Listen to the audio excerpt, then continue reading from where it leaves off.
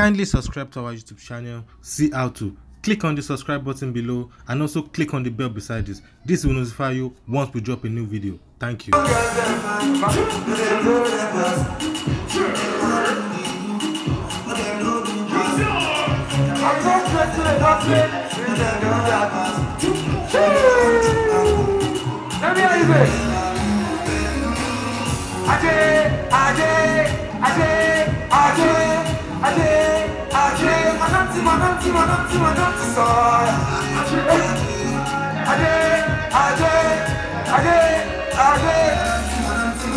Baby, will you believe? Tell you say, baby, come for me, get them, take your place. Baby, will you believe?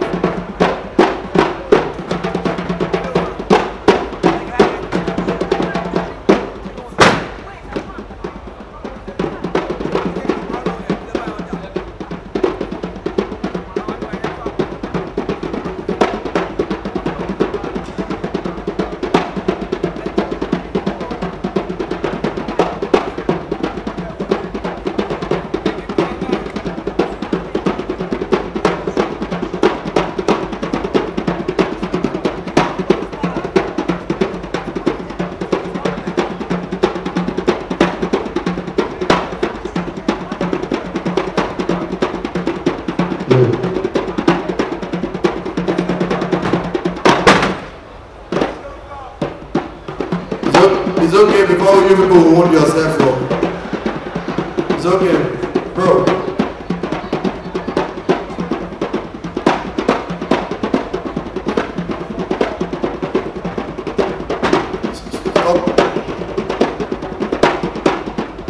You will break your neck in a fire sale.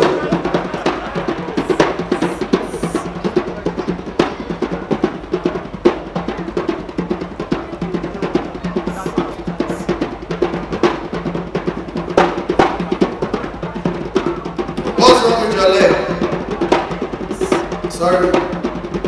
Oh, that was funny.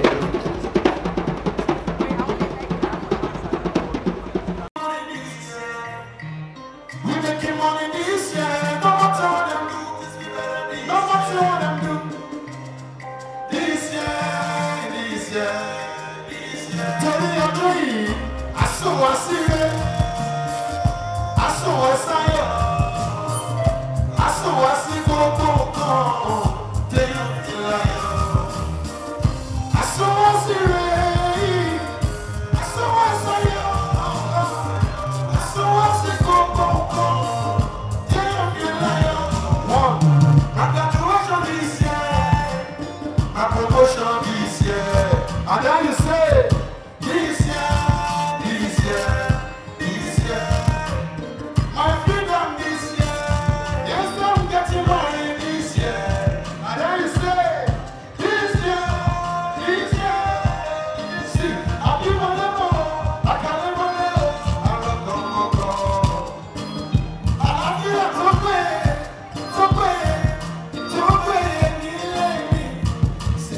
If you believe, say amen. I can't hear your amen, no. Oh, you're free. I saw I see it. I saw I say it. I saw I say go. Take on yeah. Can't say get you. She leave me for her. Do it.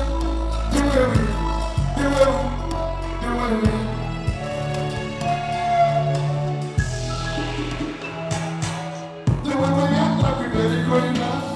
Hold me down before I go. Listen, love you, don't love me no more. Don't you love me? Let's be love. Thank you so much for watching our videos. And importantly, you need to subscribe because we drop videos almost every day. And how to subscribe? There's exactly everything. Gua TV. Click on it. You see a subscribe button. Click on the subscribe button. That's all. And if you have a big show coming up, any event, you can call us.